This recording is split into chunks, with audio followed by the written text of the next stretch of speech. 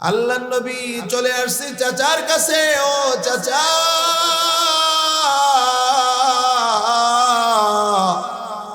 আপনাকে আমি ঈমানের দাওয়াত দিলাম। ও চাচা, আপনি একবার কালেমা পড়ে মুসলমান হয়ে যান। একবার পড়েন আশহাদু আল্লা ইলাহা ইল্লাল্লাহু ওয়া আশহাদু আন্না মুহাম্মাদান আবদুহু ওয়া রাসূলুহু। একবার যদি আপনি জবান দ্বারা এই কথাটা বলে দিলের ভিতরে বিশ্বাস স্থাপন করতে পারেন, ও চাচা, আমি ওয়াদা দিলাম আমি আপনাকে জান্নাত পর্যন্ত নিয়ে যাব। কথা একটাই, আপনাকে মুসলমান হতে হবে, আপনাকে কালেমা পড়তে হবে। আমার জন্মের আগে আমার বাবা দুনিয়ার জমিন থেকে চলে গেছে। 6 বছর বয়সে মা চলে গেছে। 8 বছরে দাদা চলে যাওয়ার পর আপনি আমাকে 8 বছর থেকে নিয়ে আমার হায়াতের 51 বছর পর্যন্ত আপনি আমাকে লালন পালন করেছেন। বাবার আদর দিয়েছেন, মায়ের আদর দিয়েছেন, কেউ আমাকে কষ্ট দিতে দেন নাই। আপনি আমার উপরে এত ভালোবাসা দিয়েছেন চাচা, হাসরের ময়দানে আপনি জাহান্নামের আগুনে জ্বলবেন এটা হতে পারে না। এই জন্য আপনি একবার কালেমা পড়েন। আপনি যদি একবার কালেমা পড়েন, আমি মুহাম্মদ কথা দিলাম আপনাকে আমি জান্নাতে নিয়ে যাব। আল্লাহর নবী বারবার বিড়াবিড়ি করতেছে, চাচা তো মায়া হয়, এত মায়া করেছে, এত ভালোবাসা দিয়েছে চাচা।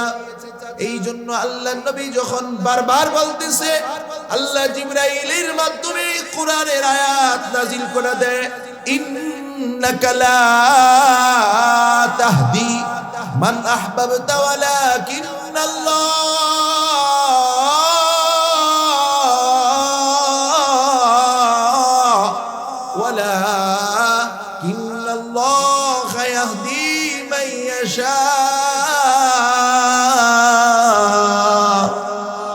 আল্লাহ রাব্বুল আলামিন কোরআনের আয়াত নাযিল করে দিলেন, ইন্নাকা লা তাহদি মান আহবাবতা ওয়ালাকিন্নাল্লাহা ইয়াহদি মান ইয়াশা।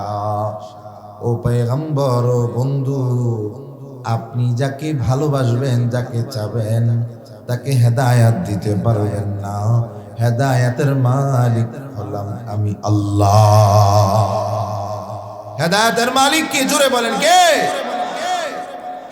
আল্লাহর নবী আপন চাচার ব্যাপারে মেহনত করেছেন, হেদায়েত ছিল না, হেদায়েত পান নাই। আল্লাহর নবী যখন বারবার দাওয়াত দেয়, আবু তালেব বলে, মুহাম্মদ, আমি মনে মনে বিশ্বাস করি যে তোমার ধর্মটাই সত্য, কিন্তু আমি জানি আমি ইন্তেকাল করার পর আমার এলাকার মানুষ আমাকে মুনাফিক বলবে, আমাকে খারাপ বলবে।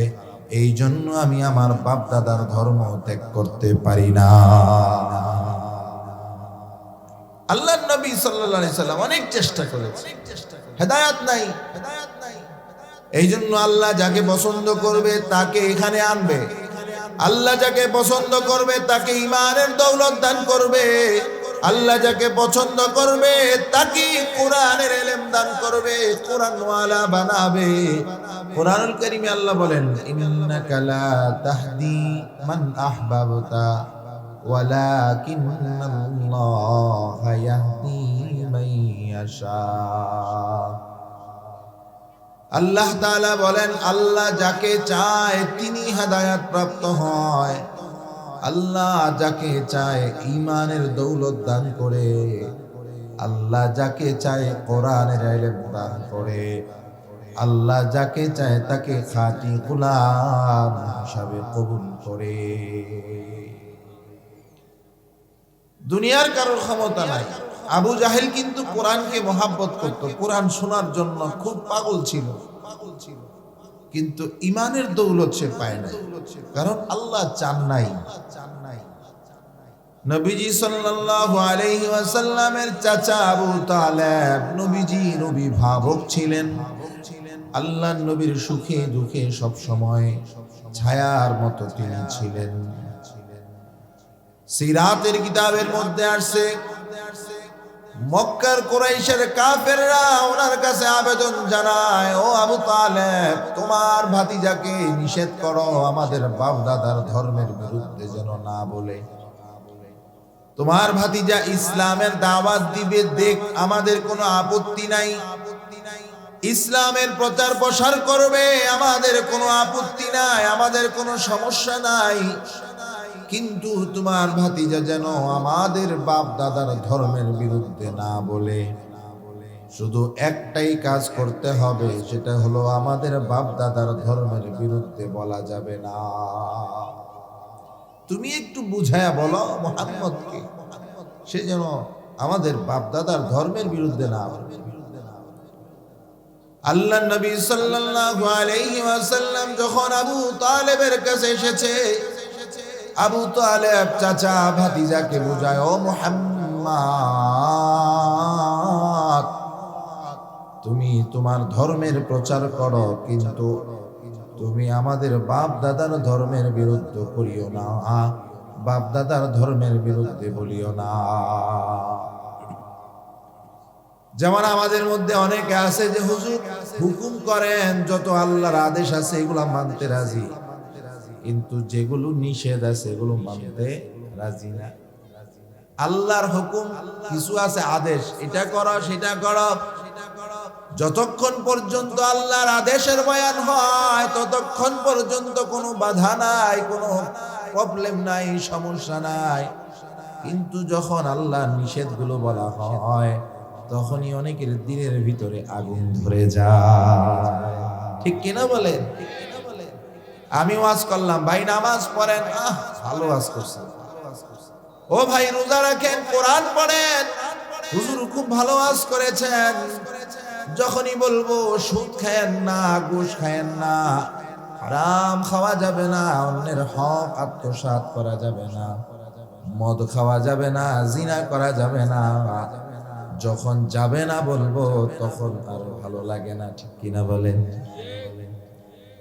নবীজি সাল্লাল্লাহু আলাইহি ওয়াসাল্লাম চাচাকে বলে, ও চাচা, আল্লাহ তো আমাকে যেমন আদেশ করার হুকুম করেছেন, আবার যেগুলো খারাপ এগুলো বলতে বলেছেন।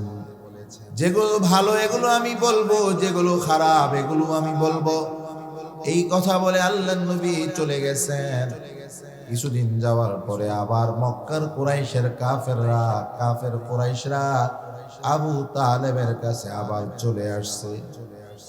আবু তালেব, তোমাকে না বারবার করে বলা হলো তোমার ভাতিজাকে সামলাও, তোমার ভাতিজাকে বুঝাও, সে যেন আমাদের বাপ দাদার ধর্মের বিরুদ্ধে না বলে। এটা হলো লাস্ট ওয়ার্নিং। এবার যদি তুমি তাকে বুঝাতে ব্যর্থ হও তাহলে আমরা কিন্তু আমাদের অ্যাকশনে চলে যাব, তখন তুমি কিছু বলতে পারবা না। তুমি আমাদের মক্কার বড় একজন লিডার, বড় একজন নেতা, এই জন্য তোমার সম্মানে তোমার ভাতিজাকে কোনো ক্ষতি করতেছি না, তোমার ভাতিজাকে আমরা কিছুই বলি না।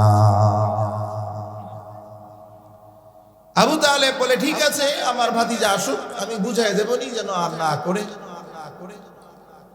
আবার কিছুদিন অতিবাহিত হয়ে যাওয়ার পর আল্লাহর নবীকে আবু তালেব বলে, ভাতিজা, তোমাকে আমি বলেছিলাম তুমি তোমার ধর্ম প্রচার করো, ধর্মের কথা বলো, কোনো আপত্তি নাই, কিন্তু তুমি মদিনার মক্কার কুরাইশদের বাপ দাদাদের ধর্মের বিরুদ্ধে বলিও না। ও ভাতিজা, তোমাকে এটা লাস্ট ওয়ার্নিং দিলাম, তুমি তাদের বিরুদ্ধে কখনো বলবা না। আল্লাহর নবী ধৈর্য সহকারে কথাগুলো শুনলেন।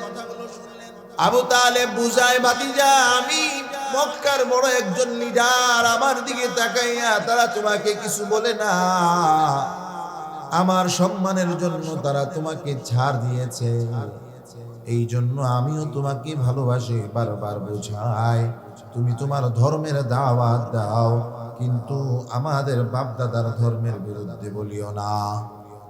আল্লাহ নবী সাল্লাল্লাহু আলাইহি ওয়াসাল্লাম আবু তালেবকে লক্ষ্য করে বলে, চাচা,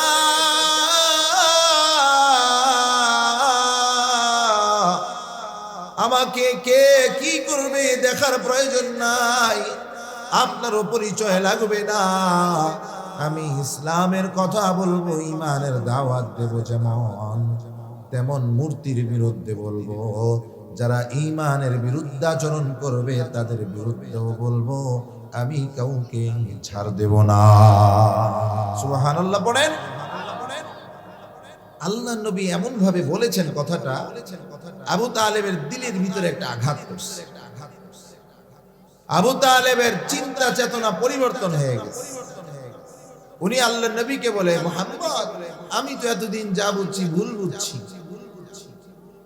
আমি তোমার চাচা, তোমাকে কথা দিলাম, তুমি যা মনে চায় তা করবা, তুমি তোমার ধর্মের দাওয়াত দিবা, তোমার যা মনে চায় করবা। মক্কার কারোর সাহস নাই তোমার সামনে দাঁড়ায় কথা বলার। সুবহানাল্লাহ। আল্লাহর নবী সাহস পেয়ে চলে গেলেন। আল্লাহর নবী চলে যাওয়ার পর আবার মক্কার কাফেররা আবু তালেবের কাছে আসছে। আসার পর তিনবারের মাথায় বলে, আবু তালেব, এই নিয়ে তিনবার তোমার কাছে আসলাম তোমার ভাতিজার ব্যাপারে সতর্ক করতে। একবার বলে গেলাম, তুমি কোনো পদক্ষেপ নিলে না। দ্বিতীয়বার বললাম, তাও তোমার ভাতিজা আমাদের বাপ দাদার ধর্মের বিরুদ্ধে বলে। এই 3 নাম্বার তোমার সাথে লাস্ট ফয়সালা করতে আসলাম। এই কথা বলতে দেরি হয়েছে আবু জাহেলকে সম্বোধন করে। আবু তালেব বলে, হে আবু জাহেল, আমি আবু তালেব বেঁচে থাকতে আমার ভাতিজার দিকে বাঁকা নজরে তাকাবা।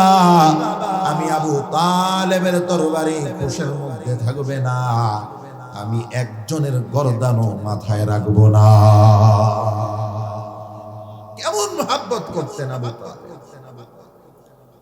কুরআনুল কারীমের মধ্যে একটি গুরুত্বপূর্ণ আয়াত নাযিল হয়েছে, ইন্নাল্লাহা ইয়া'মুরু বিল আদলি ওয়াল ইহসান ওয়া ইতা'i যিল কুরবা ওয়া ইয়ানহা আনিল ফাহশা'i ওয়াল মুনকার। এই আয়াতটা যখন কুরআনুল কারীমে নাযিল হয়, এই আয়াতের অর্থ হলো ইন্নাল্লাহা ইয়া'মুরু বিল আদলি ওয়াল ইহসান, আল্লাহ তোমাদেরকে ন্যায়পরায়ণতা এবং ইহসানের আদেশ করতেছেন। ওয়া ইতা'i যিল কুরবা, এবং নিকটাত্মীয়দের সাথে ভালো আচরণের আদেশ করে। ওয়া ইয়ানহা আনিল ফাহশা'i ওয়াল মুনকার, অন্যায় অশ্লীল অপরাধ থেকে বাঁচার ব্যাপারে আল্লাহ আদেশ করে। চমৎকার অর্থ। আল্লাহ আমাদেরকে আদালত, ন্যায়পরায়ণতা এবং মানুষের উপরে দয়া মায়া ইহসান করার আদেশ করেছে। প্রতিবেশীর সাথে, আত্মীয়র সাথে ভালো আচরণের কথা বলেছে। পাশাপাশি অশ্লীল অন্যায় কাজ থেকে বেঁচে থাকার আদেশ করেছে। চমৎকার না এটা?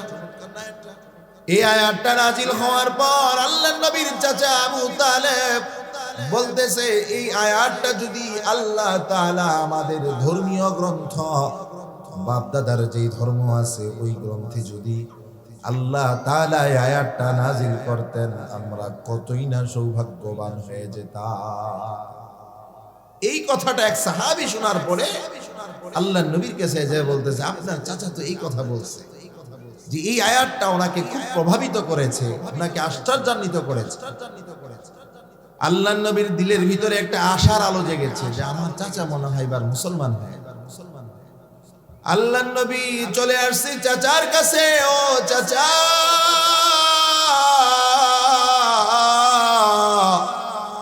আপনাকে আমি ঈমানের দাওয়াত দিলাম। ও চাচা, আপনি একবার কালেমা পড়ে মুসলমান হয়ে যান। একবার পড়েন আশহাদু আল্লা ইলাহা ইল্লাল্লাহু ওয়া আশহাদু আন্না মুহাম্মাদান আবদুহু ওয়া রাসূলুহু। একবার যদি আপনি জবান দ্বারা এই কথাটা বলে দিলের ভিতরে বিশ্বাস স্থাপন করতে পারেন, ও চাচা, আমি ওয়াদা দিলাম আমি আপনাকে জান্নাত পর্যন্ত নিয়ে যাব। কথা একটাই, আপনাকে মুসলমান হতে হবে, আপনাকে কালেমা পড়তে হবে। আমার জন্মের আগে আমার বাবা দুনিয়ার জমিন থেকে চলে গেছে। 6 বছর বয়সে মা চলে গেছে, 8 বছরে দাদা চলে যাওয়ার পর আপনি আমাকে 8 বছর থেকে নিয়ে আমার হায়াতের 51 বছর পর্যন্ত আপনি আমাকে লালন পালন করেছেন, বাবার আদর দিয়েছেন, মায়ের আদর দিয়েছেন, কেউ আমাকে কষ্ট দিতে দেন নাই। আপনি আমার উপরে এত ভালোবাসা দিয়েছেন চাচা, হাসরের ময়দানে আপনি জাহান্নামের আগুনে জ্বলবেন এটা হতে পারে না। এই জন্য আপনি একবার কালেমা পড়েন। আপনি যদি একবার কালেমা পড়েন, আমি মুহাম্মদ কথা দিলাম আপনাকে আমি জান্নাতে নিয়ে যাব। আল্লাহর নবী বারবার বিড়াবিড়ি করতেছে, চাচা তো মায়া হয়, এত মায়া করেছে, এত ভালোবাসা দিয়েছে চাচা। এই জন্য আল্লাহর নবী যখন বারবার বলতেছে, আল্লাহ জিবরাইলের মাধ্যমে কোরআনের আয়াত নাজিল করে দেয়, ইন্নাকা লা তাহদি মান আহবাবতা ওয়ালাকিন্নাল্লাহ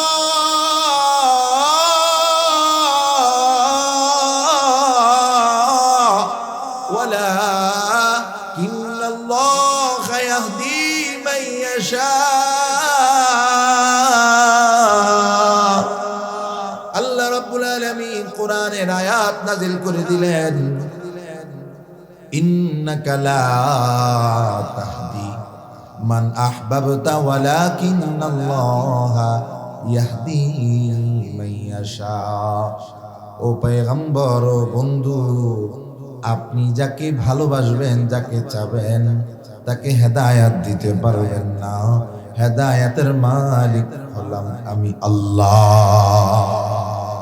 হেদায়েতের মালিক কি? জোরে বলেন কে? আল্লাহর নবী আপন চাচার ব্যাপারে মেহনত করেছেন, হেদায়েত ছিল না, হেদায়েত পান নাই। আল্লাহর নবী যখন বারবার দাওয়াত দেয়, আবু তালেব বলে, মুহাম্মদ আমি মনে মনে বিশ্বাস করি যে তোমার ধর্মটাই সত্য, কিন্তু আমি জানি আমি ইন্তেকাল করার পর আমার এলাকার মানুষ আমাকে মুনাফিক বলবে, আমাকে খারাপ বলবে, এই জন্য আমি আমার বাপ দাদার ধর্ম ত্যাগ করতে পারি না। আল্লাহর নবী সাল্লাল্লাহু আলাইহি সাল্লাম অনেক চেষ্টা করেছে, হেদায়েত নাই। এই জন্য আল্লাহ যাকে পছন্দ করবে তাকে এখানে আনবে, আল্লাহ যাকে পছন্দ করবে তাকে ঈমানের দৌলত দান করবে, আল্লাহ যাকে পছন্দ করবে তাকে কোরআনের ইলম দান করবে, কোরআনওয়ালা বানাবে। কোরআনের কেমন দাম আমি আপনাদেরকে বুঝায়া বলি। এই যে একটা বোতল দেখতেছেন, এই বোতলের দাম হলো বর্তমানে 20 টাকা, ঠিক কিনা বলেন? এই বোতলের দাম হলো 20 টাকা। এই বোতলের ভিতরে যতক্ষণ পানি আছে এই বোতলের দাম 20 টাকা নাকি? যদি পানিটা ফেলে দেই, কেউ আছেন 20 টাকা দিয়ে কিনবেন? পাগলেও কিনবে না। অথবা যদি বলি ভাই 20 টাকা লাগবে না, 5 টাকা দিয়ে কিনেন, তাও কেউ কিনবে না, ঠিক কিনা বলেন? এই বোতলের ভিতরে যদি আমি পানি ফেলিয়া এটার ভিতরে আমি দুধ ঢুকাই, 20 টাকা হবে না আরো বাড়বে? আরো বেড়ে যাবে। এই বোতলের পানি ফেলে যদি এটার ভিতরে আমি মধু ঢুকাইয়া দেই, দাম বাড়বে না কমবে? তাহলে বোঝা যায় বোতলের দাম নাই। এই বোতলের ভিতরে যেটা থাকবে সেটার দাম। ওই ভিতরেরটা যদি দামি হয়ে যায় তাহলে বোতলটাও দামি হয়ে যাবে। তদ্রূপ ভাবে আমাদেরকে দেখতে মানুষের মতো দেখা যায়, 3.5 হাত বডি, নাক কান সব ঠিক আছে, যদিও দেখতে মানুষ। আল্লাহ বলে, ও দুনিয়ার গোলাম, দেখতে মানুষ হলে কি হবে? যার দিলের ভিতরে কোরআন আছে, কোরআনের সম্মানের কারণে ওই দেহটাও দামি হয়ে যায়। আল্লাহু আকবার। বোতলের ভিতরে পানি থাকলে যেমন বোতলের দাম বেড়ে যায়, মধু থাকলে যেমন বোতলের দাম বেড়ে যায়, যার দিলের ভিতরে কোরআন থাকবে, যার দিলের ভিতরে ঈমান থাকবে, ওই ব্যক্তির দাম তেমন বেড়ে যায়। কোরআনের দাম আসেনি বলে? এই রূপালীর ভিতরে তো অনেকগুলো বিল্ডিং আছে, অনেকগুলো বড় বড় ভবন আছে। প্রত্যেকটা ভবন আর এই যে নূরুল কোরআন মাদ্রাসার ভবন এক হবে নাকি বলেন? ভবনের মধ্যে টিভি চলে, মাদ্রাসার মধ্যে কোরআন তেলাওয়াত চলে। ছাত্ররা যখন কোরআন পড়ে, আল্লাহ তাআলা আসমান থেকে তাদের উপরে রহমতের ধারা, রহমতের বৃষ্টি নাজিল করে। এই মাদ্রাসার মধ্যে ছাত্ররা কোরআন তেলাওয়াত করে, আর আমরা 7 তলা 10 তলার উপরে আরামে ঘুমাই, নামাজ পড়ি না। বিল্ডিং এর ভিতরে গুনাহ হয়, নাফরমানি হয়, অন্যায় হয়। এক একটা বিল্ডিং এর ভিতরে কি পরিমাণ নাফরমানি হয়। আমাদের এক উস্তাদ বলেছিলেন, দাওরার বছর, যেই বছর আমরা আলেম হই, ওই বছর উস্তাদ বলেছিলেন, আমার মনে হয় ঢাকা শহরের বিল্ডিং গুলোর ভিতরে যেই পরিমাণ অপরাধ হয়, প্রতিটা বিল্ডিং এর ভিতরে গুনাহ আছে না নাই বলেন? আপনি বলতে পারেন, হুজুর আমার বিল্ডিং এর মধ্যে কোনো গুনাহ নাই। আমি বলবো, বাবা, নামাজ না পড়া একটা বড় গুনাহ, কোরআন তেলাওয়াত না করা একটা বড় গুনাহ, ঠিক কিনা বলেন? আপনার ঘরে টিভি চলে, টিভি দেখা, খারাপ অশ্লীল দেখা একটা গুনাহ। ঘরের মধ্যে বসে অনর্থক কথা বলা একটা গুনাহ। এমনকি ঘরের মধ্যে কত নাফরমানির জিনিস হয়। অনেক সময় বড় বড় বিল্ডিং এ দেখা যায় এই বাসার ছেলে ওই বাসার মেয়ে পরকীয়ায় লিপ্ত, ঠিক কিনা? এমন অহরহ প্রমাণ আছে। জিনায় লিপ্ত। ঢাকা শহর যান, অনেক এমন বিল্ডিং আছে, আবাসিক হোটেল আছে যেখানে জিনার আখড়া, ঠিক না বে ঠিক বলে, সরকারের ছত্র ছায়ায় হচ্ছে এগুলো, প্রশাসনের নাকের ডগায় হচ্ছে এগুলো, ঠিক কিনা বলেন? উস্তাদ বলেছিলেন, ঢাকা শহরে বা আমাদের শহর অঞ্চলে যেই পরিমাণ বিল্ডিং আছে, প্রতিটা বিল্ডিং এ যেই পরিমাণ গুনাহ হয়, আল্লাহ চাইলে এগুলোকে ধ্বংস করে দিতে পারে, কিন্তু এগুলো কেন ধ্বংস হয় না? এগুলোর ফাঁকে ফাঁকে কিছু কোরআনের মার্কাজ আছে, এগুলোর ফাঁকা জায়গাগুলোতে কিছু বিল্ডিং আছে যেগুলোতে মাদ্রাসার ছাত্ররা কোরআন তেলাওয়াত করে, ঠিক কিনা? ও মুসলমান, আপনি আমি তো গুনাহ করার পরেও আরামে ঘুমাই। কিভাবে ঘুমাইলাম? কেন আরাম পাইলাম? আল্লাহ বলে, গোলাম,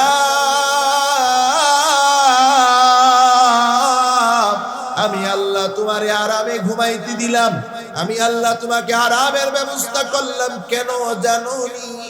ওই যে মাদ্রাসার তালেবে ইলম, ছোট ছোট বাচ্চারা ভোরবেলা কনকনে শীতে ঘুম থেকে উঠে ঠান্ডা পানি দিয়ে ওযু করে নামাজে দাঁড়ায় যায়, আল্লাহু আকবার বলে যখন তাহাজ্জুদে দাঁড়ায়, আল্লাহ বলেন, তাহাজ্জুদের নামাজ আমার কাছে এত সুন্দর নামাজ, আমার কাছে এত ভালো লাগে। আল্লাহ কোরআনুল কারীমের মধ্যে কোন নামাজের ব্যাপারে এত বড় সুসংবাদ দেন নাই, তাহাজ্জুদের ব্যাপারে যে পরিমাণ সুসংবাদ দিয়েছে। আল্লাহ বলেন, আকিমিস সালাতা লিদুলুআনাল ফাজর ইন্না কুরআনাল ফাজরি কানা মাশহুদা। তারপরে আল্লাহ বলেন, ওয়া মিনাল লাইলি ফাতাহাজ্জাদ বিহি নাফিলাতাল লাক আসা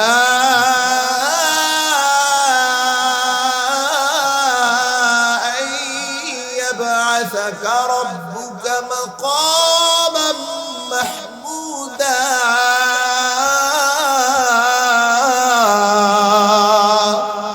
আল্লাহ রাব্বুল আলামিন বলে, আমি তাহাজ্জুদকে তোমাদের জন্য নফল বানায়া দিলাম।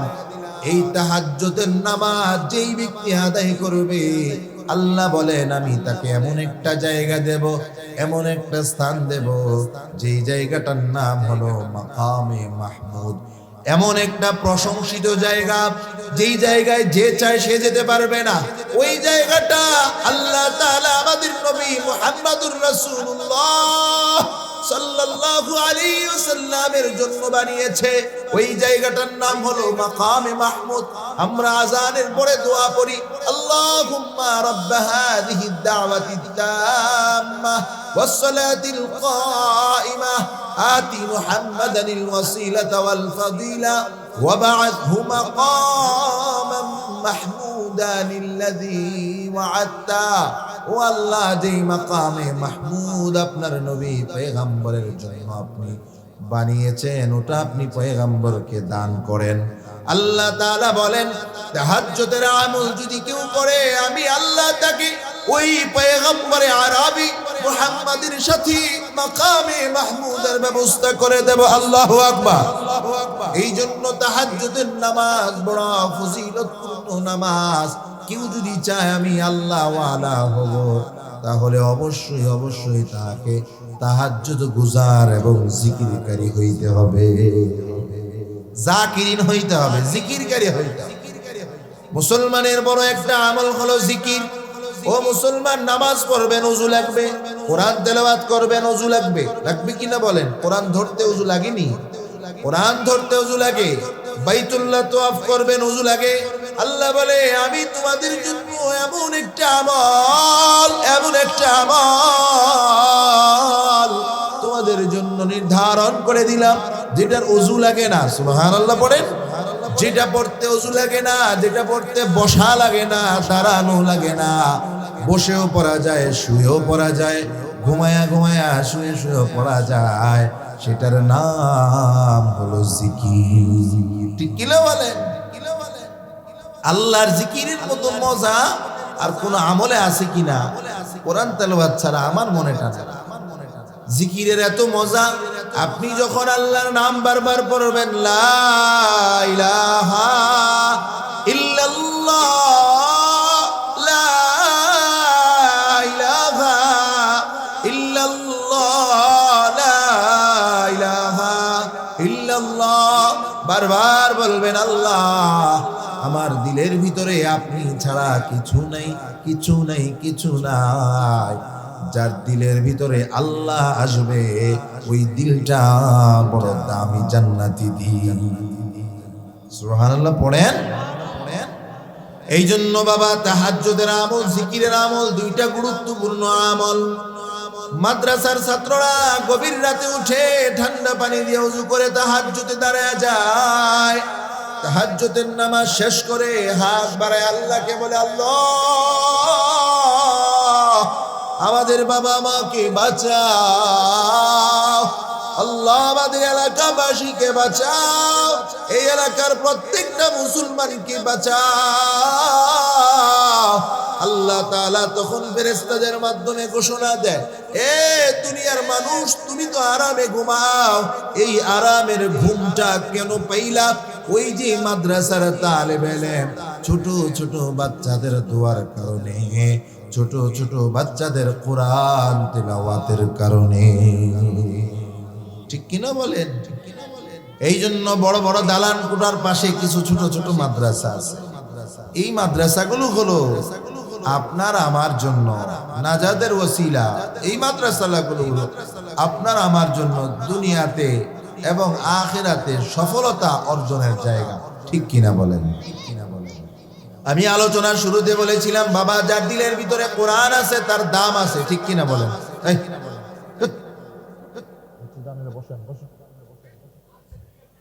তোমাদের জ্বালা ওয়াজ করতে পারলাম না, এমন করো কেন তোমরা? চুপচাপ বসো, আওয়াজ করো না। মাশাআল্লাহ। কোরআনুল কারীমের কেমন দাম, কোরআনুল কারীমের কেমন ইজ্জত। এই কোরআনের সাথে যদি কাঠ লাগে, কাঠের দাম বেড়ে যায়। ঠিক কিনা? এই কোরআনের সাথে কাপড় লাগলে কাপড়ের দাম বেড়ে যায়। এই কোরআনের সাথে কাগজ লাগলে কাগজের দাম বেড়ে যায়। বলতে পারেন, হুজুর কিভাবে বেড়ে যায়? ও বাবা, দেখেন এখানেও একটা কাগজের পৃষ্ঠা আছে, এটা জমিনে পড়লে কেউ উঠাবে না, চুম্বন করবে না, পায়ে লাগলেও হয়তো কেউ চুম্বন করবে না। কিন্তু কোরআনের আয়াত যে পৃষ্ঠায় লেখা, যে পাতার মধ্যে লেখা, ওইটা যদিও এটার চাইতে কম দামি হয়, কিন্তু যদি জমিনে পড়ে যায়, পায়ে লেগে যায়, সাথে সাথে উঠাইয়া চুম্বন খেয়ে বুকে জড়ায় নেয়। ঠিক কিনা বলেন? কোরআনের আয়াতের কারণে কাগজের দাম বেড়ে গেছে। আপনার আমার দেহের পোশাকের দাম 4-5 হাজার টাকা দিয়ে কিনি, পায়ে লাগলেও চুম্বন করি না, বুকে জড়ায়া নেই না। কিন্তু কোরআনের একটা গিলাফ মাত্র 20-30 টাকা গজের কাপড়, একেবারে নরমাল কাপড়, এটাও যদি পায়ে লেগে যায়, সাথে সাথে চুম্বন করি, বলে কেন কেন? যেটা কোরআনের গিলাফ, কোরআনের সাথে থাকার কারণে এটারও দাম বেড়ে গেছে। এই যে সোফার মধ্যে বসে আছি, এই যে সামনে একটা টি টেবিল, এগুলোর অনেক দাম। পায়ে ফালাই, পা ফালায় রাখি, সালাম করি না। অথচ কোরআনের একটা রেহাল 100 টাকা 200 টাকা দাম, কম দামি কাঠ। তারপরে যদি পায়ে লেগে যায় কি করি আমরা? চুম্বন করি, সম্মান করি। কেন বাবা? এটা তো কোরআনের পাওয়ার, কোরআনের বরকত, কোরআনের কারণে দাম বেড়ে যায়। তদরূপ ভাবে আপনিও মানুষ, আমিও মানুষ। মাদ্রাসার তালেব ইলম সেও বাচ্চা, স্কুলে পড়ে সেও বাচ্চা। আল্লাহ রাব্বুল আলামিন উভয়ের মধ্যে আকাশ পাতাল ব্যবধান রেখেছে। হাদিসের মধ্যে আসছে, যখন মাদ্রাসার ছাত্ররা রাস্তায় চলার জন্য বের হয়ে যায়, রহমতের ফেরেশতারা আজনিহাতিল মালাইকা তাদের নূরের পাখাগুলো মাদ্রাসার ছাত্রদের পায়ের নিচে বিছিয়ে দেয়। কোরআনের ক্ষমতা আসেনি বলেন? আরে কোরআন তো হলো এমন একটা মুআজিজা। এই কোরআনের দ্বারা কট্টর কাফির পর্যন্ত ইসলামের ছায়াতলে চলে আসছে। ঠিক কিনা বলেন? খলিফাতুল মুসলিমিন হযরত ওমর ইবনুল খাত্তাব রাদিয়াল্লাহু তাআলা ঘোষণা হয়ে গেছে, এই মুহাম্মাদের গর্দান যে আনতে পারবা তাকে 100 তেজস্বী ঘোড়া দেওয়া হবে। 100 ঘোড়ার দাম মানে কম না। এই দলের ভিতরে, মক্কার ভিতরে সবচেয়ে সাহসী ছিলেন হযরত ওমর ফারুক রাদিয়াল্লাহু তাআলা। উনি বলেন, আমি রাজি, আমি মুহাম্মাদের কল্যাণী আসবো। নাউজুবিল্লাহ পড়ে ওমর ফারুক একটা ঘোড়ায় উঠলেন, রওনা করলেন। রাস্তা একজন বলতেছে, কি ব্যাপার ওমর, কই যাও? মুহাম্মাদের কল্লা আনতে। নাউজুবিল্লাহ। সে বলে, মুহাম্মাদের কল্লা পড়ে আইনো, আগে গিয়ে দেখো তোমার বোন ফাতেমা তো মুহাম্মাদের ধর্ম ইসলাম গ্রহণ করে ফেলেছে। সুবহানাল্লাহ, সুবহানাল্লাহ। ওমর রাদিয়াল্লাহু তাআলা আনহু ঘোড়াকে ফিরাইয়া ঘরের দিকে রওনা করলেন। ঘরে যাওয়ার পর বাহির থেকে কেমন যেন কোরআন তিলাওয়াতের আওয়াজ। যখন ওমরের আশার আওয়াজ পাইলেন, ওমরের বোন ফাতেমা এবং তার স্বামী কোরআনের পৃষ্ঠাগুলা লুকায় রাখছে যেন ওমর বুঝতে না পারে। ওমর ঘরের দরওয়াজা আওয়াজ করলেন। দরওয়াজা খোলার পরে ওমর বলে, কি পড়তেছিলা? কি পড়তেছো? আমাকে বলো, আমি শুনতে চাই, আমাকে দেখাও। বোন বলে, না, আপনাকে দেখানো যাবে না। বলে, কেন? আমাকে দেখাও, না হলে তোমার খবর আছে। ওমর রাগান্বিত হয়ে ফাতেমাকে এমন প্রহার করেছে, বোনকে, ভগ্নিপতিকে মারার পরে যখন ক্লান্ত হয়ে গেছে, হাজারো হলো ভাই বোন, ঠিক কিনা বলেন? বোন যত অপরাধ করো, ভাইয়ের দিল কিন্তু নরম। শাসন করার পরে আবার ভাইয়ে যায় বোনটারে, বোন কেন তুই এই কাজটা করলি? বোন, তোরে তো আমি ভালোবাসি। বলে কিনা বলেন? অনেক সময় মারার পরে ওমর বলতেছে, বোন তোরে তো মাইরা আমি সুখী হই নাই, কষ্ট পাইছি, আমারে বল কি পড়তেছি। এবার ফাতেমা জবাব দেয়, ভাই এটা এমন একটা কালাম, যে কালামটা নাপাক অবস্থায় ধরা যায় না। আপনি তো নাপাক, এটা যদি আপনাকে শুনতে হয় তাহলে আপনাকে পবিত্র হওয়া লাগবে। সুবহানাল্লাহ। ওমর বলে, আমি পবিত্র হতে রাজি, তারপরও শুনতে চাই। ওযু করলেন, গোসল করলেন, বলে এইবার শোনা। যখন ফাতেমার স্বামী কোরআন তিলাওয়াত শুরু করলেন, তাহা মা আনজালনা আলাইকাল কুরআনা লিতাশকা ইল্লা তাযকিরাতাল লিমান ইয়াখশা। সূরা তাহা থেকে তিলাওয়াত করতেছিলেন।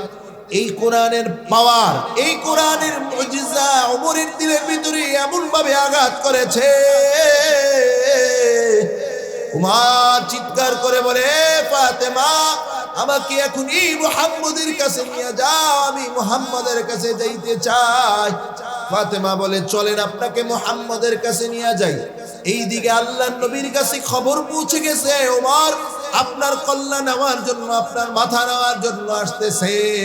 সাহাবাই কেরাম বলে, ইয়া রাসূলুল্লাহ, ওই যে ওমরকে দেখা যায়, আপনি একবার আমাদেরকে আদেশ করেন। ওমর আপনার গর্দান নিবে তো দূরের কথা, আপনি যদি আদেশ করে দেন, আমরাই ওমরের গর্দান তার দেহ থেকে আলাদা করে দিতে চাই। আল্লাহ নবী বলে, না, ওমরের আশায় বোঝা যাইতেছে সে আমার গর্দান নিবে না, দেখি সে আসতে দাও। ওমর রাদিয়াল্লাহু তাআলা আনহু হাতে তরবারি নিয়ে আল্লাহর নবীর সামনে আসছে। এসে আল্লাহর নবীকে বলে, নবী, আসছিলাম আপনার গর্দান নেওয়ার জন্য। কাফেরদের সাথে ওয়াদা করেছি, আপনার গর্দান না নিয়ে যাব না।